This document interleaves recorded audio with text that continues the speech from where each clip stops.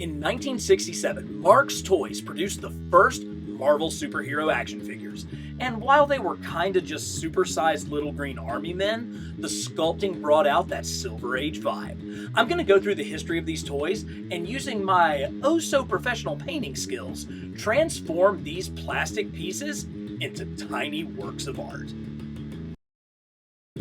Hey y'all, welcome back to Carbon Scoring, the best place for comics history and action figures.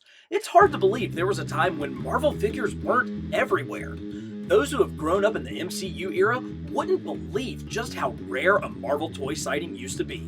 Let's start by going backwards in time through the action figure history of Marvel superheroes. For the past 20 plus years, we've had the most comprehensive line of 6-inch figures ever created, Marvel Legends. But before that, Toy Biz produced a massive lineup of 5-inch action figures, with sublines for X-Men, Fantastic Four, and Spider-Man, just to name a few. But the 80s were a lean time for superheroes. In an era dominated by G.I. Joe, Star Wars, and Transformers, the only Marvel line was Mattel's 1984 Secret Wars toys. The 70s had two main series, both produced by the Mego Corporation. Their Pocket Heroes line came out in the late 70s. They were 3 3/4 inch plastic figures with the classic 5 points of articulation. And of course, the Mego world's greatest superheroes, arguably one of the greatest toy lines of all time. 8-inch, highly articulated cloth costume figures of the biggest heroes and villains from the Marvel and DC universes. Did I say DC heroes? Yeah, when Marvel had some toys, they still had to share the spotlight with Superman, Batman, and Wonder Woman. Even Ideal's Captain Action line, containing the first true action figures of Marvel characters Spider-Man and Captain America, got upstaged by Aquaman. Let's talk about DC for a bit. Superman debuted in Action Comics 1 in June of 1938, starting the age of the superhero and the beginnings of the DC universe. Batman followed a year later, giving the DC heroes almost a quarter-century head start on Marvel. It's almost difficult to understand just how popular the DC heroes were. Superman had a radio serial beginning in 1940. Batman was on the big screen starting in 1943, with Superman following in 1948. I mean, the Fleischer Superman cartoon from 1941 still looks as phenomenal as anything produced today. With a 20-plus year head start, it's no wonder DC had toys first, like this wooden doll made by Ideal in the 1940s. And, oh, no, that's just not appropriate. But with the publication of Fantastic Four #1, the Marvel Age of Comics began. Heroes with real-world problems. No more Gotham City and Metropolis. These guys were in the real world, New York City. Monsters, gods, and the most unique hero of them all, a shy teenager that every reader could relate to, the Amazing Spider-Man. But it wasn't just the stories on the page. There was a connection between the creators and the readers. Instead of letters to the editor, it was, "Hey Stan and Jack," and the answers sounded like they came from a friend. Editor and main writer Stan Lee spoke directly to the fans through his bullpen bulletins page. Yeah, it was just a hype piece for the titles being published that month, but his style made you feel like you were on the inside, like you were a member of an exclusive club. So, naturally, the next step was to actually create an exclusive club, the Merry Marvel Marching Society. For $1 American, you got a membership kit and the chance to have your name printed in a real Marvel comic, letting everyone know that you make mine Marvel. But why stop there? T-shirts, posters, heck, they even sold a stationery kit. But what every Marvel zombie really wanted were the toys. Enter the Marx Toy Company. Founded in 1919 by Louis Marx, the company would have some major successes over the years, such as Rock'em Sock'em Robots in the 60s and the Big Wheel in the 70s. Following World War II, Marx became a leader in plastic toys, with their detailed army soldiers becoming a staple in dime stores across America. According to the Raving Toy Maniac website, Marx supplied 20% of all the toys in America in the 1950s. They were the perfect partner to create plastic figurines of some of Marvel's most popular characters. Marx produced 6 figures in total, and they initially retailed for 39 cents each. Or You could buy sets of 3 from this ad in the comics for $1.50. The figures were cast in colorful plastic, 8 different colors in all. I picked up this gray set of figures off of eBay several years ago. Let's take a look at each one individually. I can't think of a better place to start than with the Sentinel of Liberty, Captain America.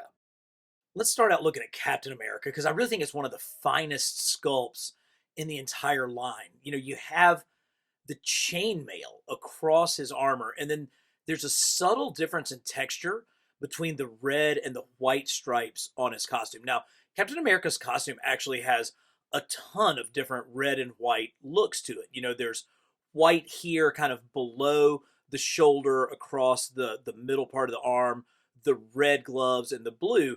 And they managed to actually capture this in the sculpt by giving different textures to these different parts. The boots have great wrinkle to them. The head looks very kind of early Kirby, early kind of Joe Sennett, uh, Jack Kirby kind of look to it. I like the shield. I hate that there's a seam line kind of right down the middle of it. I don't know if that'd buff out or sand out a little bit. But again, the different colors almost have kind of different texture patterns to it. This is a thin Captain America. He's not overly super heroic. He actually looks like a guy in a suit, which is really kind of the hallmark of each of these figures. They're very realistic looking and quite dynamic. Like, look at how his leg is flexed. Like, this muscle is extended because his foot is back, but then this muscle is flexed. That's actually some really great detail in the sculpting of this. Can't wait to give a try at trying to paint this thing up to see just how accurate we can get it to look. One of Marvel's most popular characters in the 1960s, the Green Goliath himself, the Incredible Hulk. I think the Hulk is really cool because he's not massive. If we grab Cap actually looks to be like a little bit taller than the Hulk. And if you go back to the earliest days of the Hulk comic with Jack Kirby and then actually Steve Ditko drawing it, he was big. He had kind of these big, bulky, almost weightlifter muscles. You can even kind of see the flow of that, the muscles here on his back. But he wasn't like the giant figure that we see later on. Like in a lot of the early books, both the Hulk and the Thing, Marvel's two strongest characters, weren't really portrayed as being super tall. They were more squat and muscular, and I think that really comes out with this. I love the tatter of his pants, particularly up around the waist, where, like, I'm not sure if that's supposed to be like his shirt. I think maybe it is. Like, his shirt has ripped off, and that's the tatters that are left of his shirt, while his pants are still kind of being stretched out. Now, of course, you got that really, really good Jack Kirby face with the long upper lip. Like, his upper lip is like so exaggerated and his forehead is really pushed down with that almost Frankenstein like haircut. Really captures the early 60s vibe of the Incredible Hulk. Next up is the God of Thunder, the Mighty Thor. The Mighty Thor has one of the more intricate costumes out of all of these figures, and he's also one that's the most prone to breakage. You can imagine that these wings don't stand the test of time, and a very common point that breaks is the handle on his hammer. Now, speaking of Mjolnir, his hammer, I think is a little bit small. Maybe that's closer to the early kind of Kirby days, but I always think of it as being a little bit thicker. He's got such a long handle on it. But look at the detail in the sculpting of the wings and the helmet, and even his hair, like the individual strands of his hair, even down to like almost like single threads coming down over the top of his cape. And this cape has such awesome flow. Like, he's in a twisting position. So you can see where the folds of his shirt are coming this way. The folds of his pants are coming the other way. So his body is being contorted as he is about to throw his hammer. So this arm is in tension. You can see the bicep muscle like in tension. But what you get with the cape is the swirling action. You can see how the cape is moving in the opposite direction of his body. So it really does create a sense of motion. And I think that's something that is underappreciated with these kind of miniature sculptures is just how much movement and fluidity is in there. Even look at the tension on this deltoid, the shoulder muscle, compared to this one. So this one is back ready to swing through, but this one is tense, and you can see how it's all tensed up right there. Just really, really brilliant work for something that cost, what, 35 cents when they first came out. The details of the straps down on his boots are in place. So much going on with this figure. Love it. Time now for the Golden Avenger, the invincible Iron Man. Well, they really don't come much more Silver Age classic than this Iron Man. Of course, Iron Man started in like a big clunky silver armor or gray almost, but then almost immediately converted over to gold because it just was so frightening actually.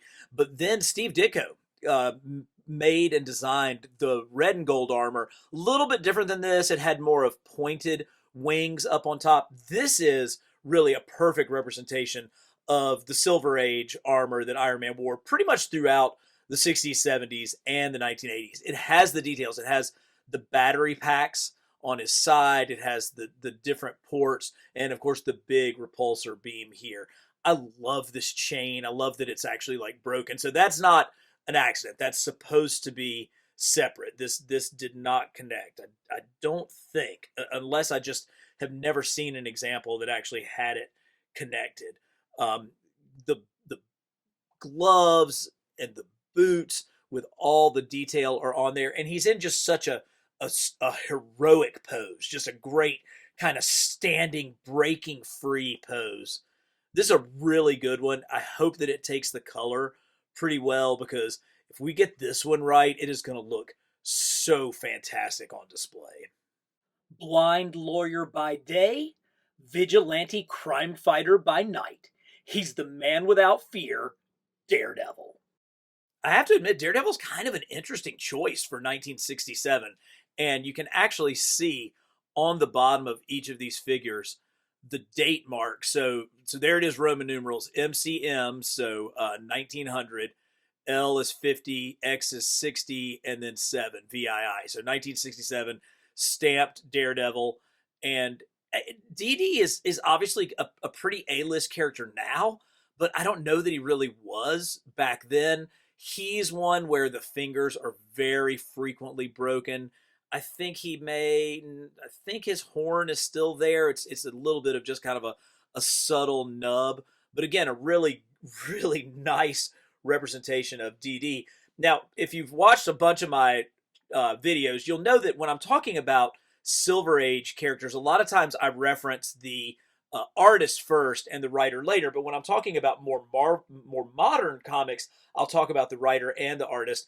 And a lot of that comes back to the Marvel method. So in the early days of Marvel, the writer would basically just give a very brief synopsis, maybe no more than a paragraph, to the artist. The artist would then plot out, draw, sometimes even dialogue the entire book and hand it back to the writer just to kind of fill in the dialogue. That was what was called the Marvel method. So much of the creative process was in the hands of the artist. And one of the early artists on Daredevil was the legendary Wally Wood. So Wally Wood made his name as an unbelievable illustrator at EC Comics.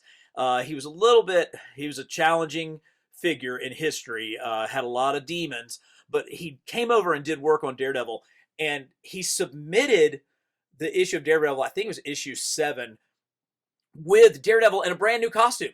Like, didn't even tell anybody, just turned in the finished art, and Daredevil's original yellow and black and brown costume ended up being the classic red. So that's the one that we see here, the one that was designed by Wally Wood. Now, as I look a little closer at this figure, I recognize his billy club is broken. So this one is not completely in mint. It's not complete, but still a really good example, and one that I think does Wally Wood proud.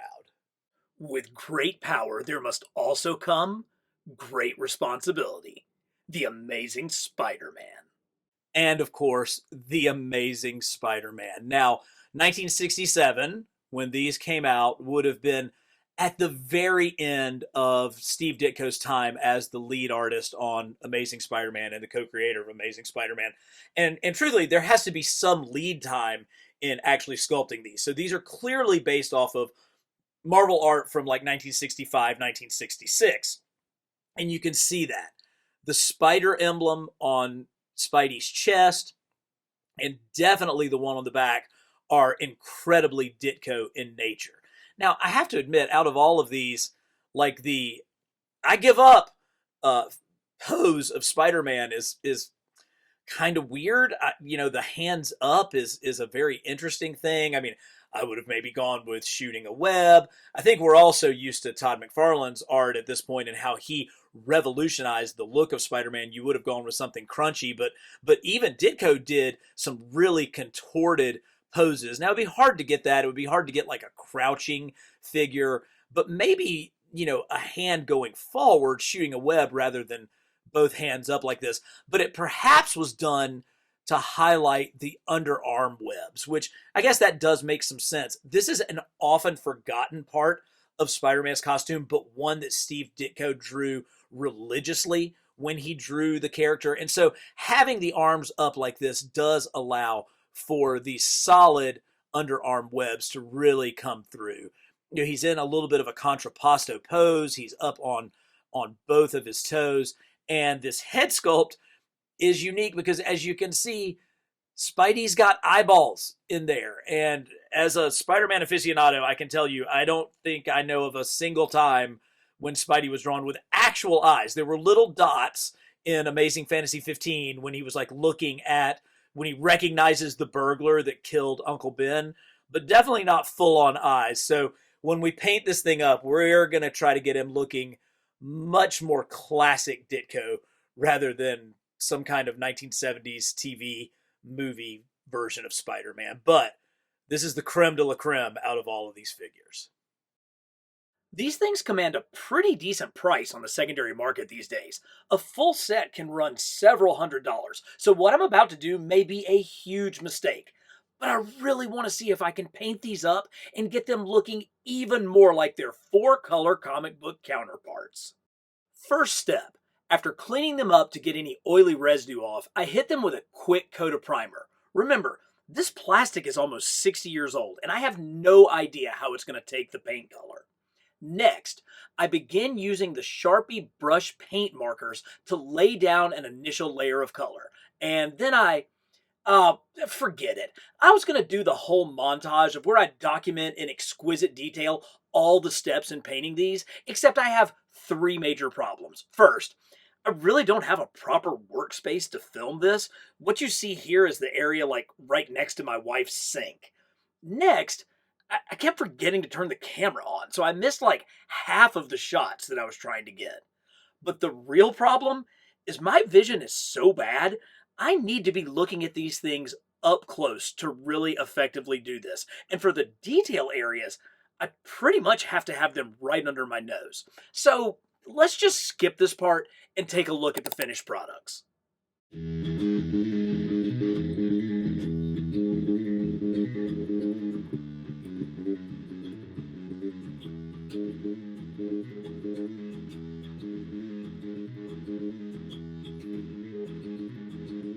The first figure that I decided to work on was Daredevil. I mean, DD by far has the simplest costume out of all of these figures.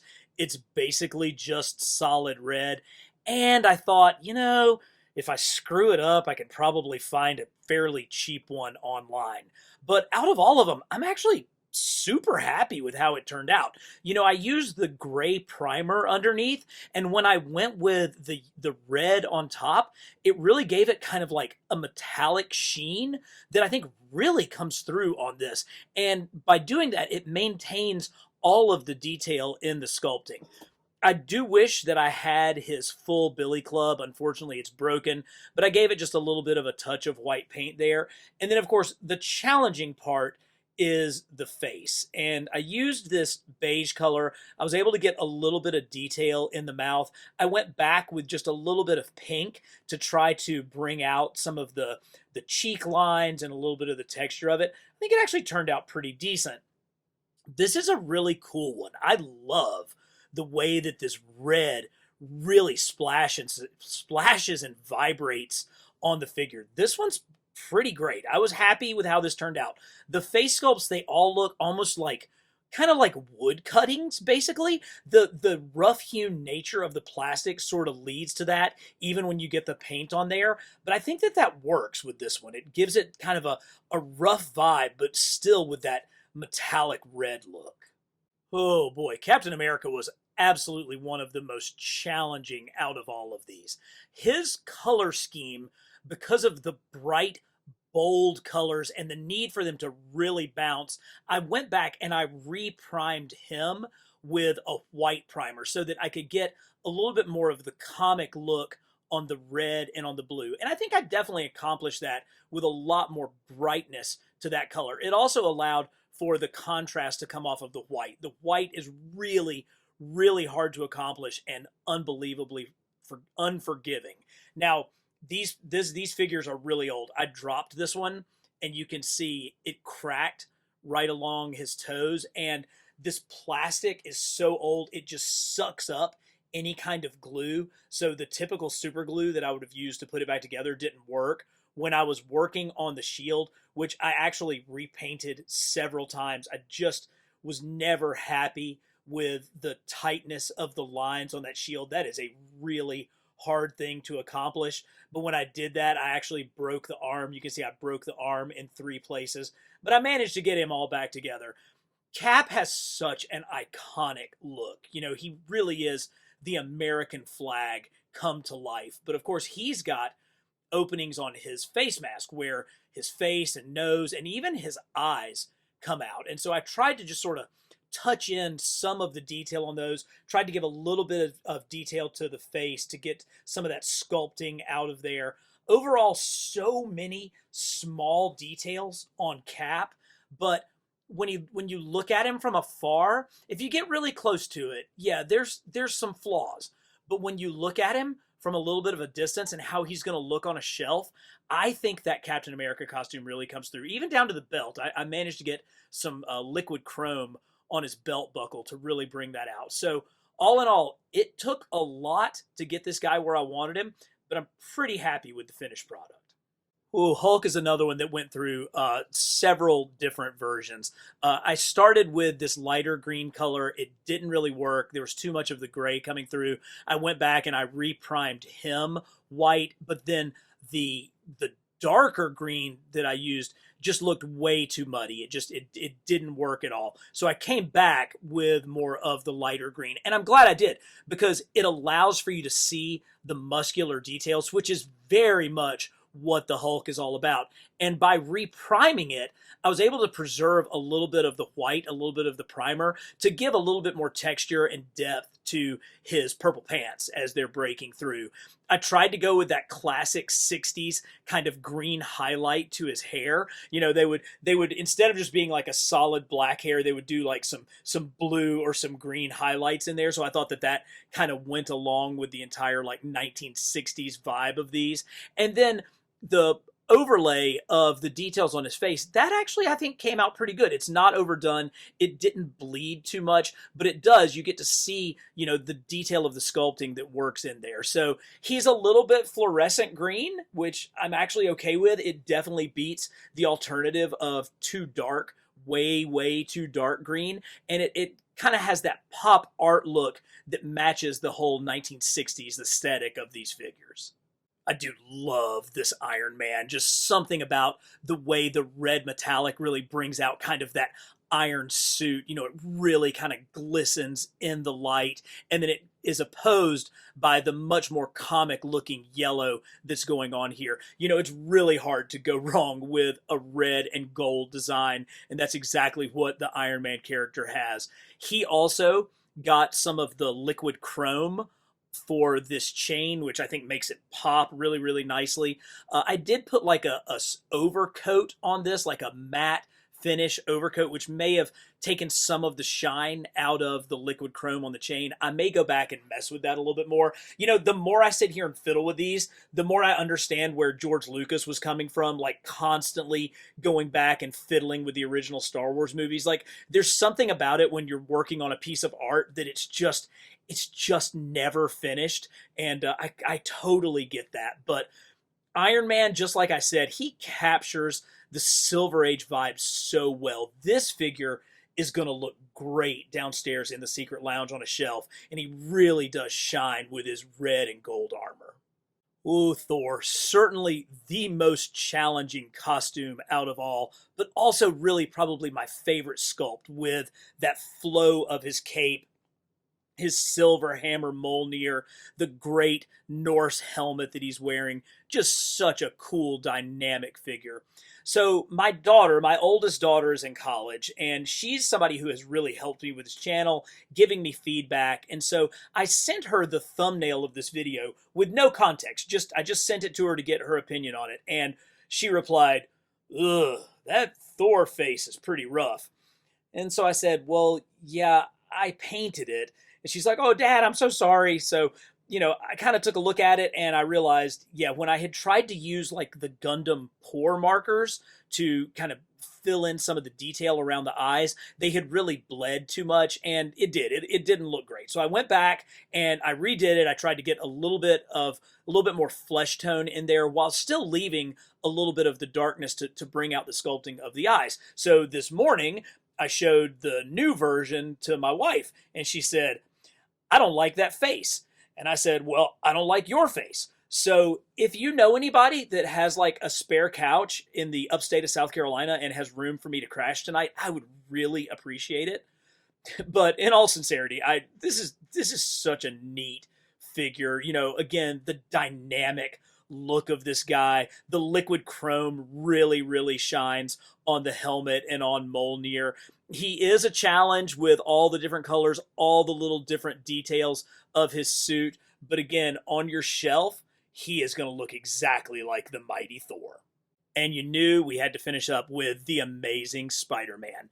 Pretty happy with this guy. Certainly the web pattern underneath his arms looks really good. I did use the chrome finish on that. The red and the blue, I think, contrast each other very nicely. And I was able to pretty neatly get the detail of the spider on the back, as well as his spider logo on the front, both of which are super, super Ditko in design. Now, again, I used the Gundam pore markers, the ones where you just kind of tap on a crevice to fill in the web lines. And it makes a big difference, particularly in the hands and around the arms. It does kind of tend to bleed into the red. And if you're familiar with some of the old Spider-Man toys from Toy Biz that used a lot of paint overlay to get the web lines marked in, they had kind of this same look. So I think I have a better understanding of where they came from. It's extremely difficult to get each one of those individual web lines painted properly. But if you don't try to get a little bit of black in there, the figure just ends up looking so flat. So I think the compromise of this actually works pretty well, because you really can still see that web pattern. Now, this figure had that really insane sculpt to the eyes, where he has sculpted eyeballs instead of having like the eyelet, glass lens pieces.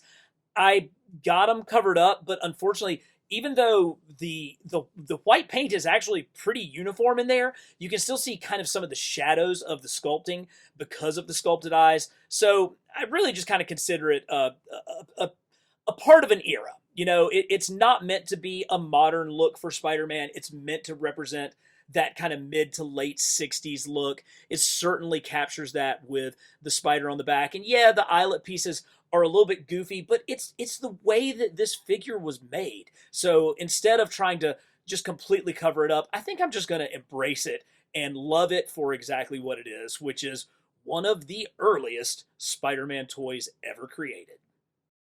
Look, this project made me realize that I am no professional artist, but it was a fun way to flex some creative muscles and honor the vintage legacy of these toys. I really am excited to get them set up down in my secret lounge. What are your thoughts? Should I have left well enough alone, or do you appreciate what I tried to accomplish? Let me know in the comments. And don't worry, You're not going to hurt my feelings.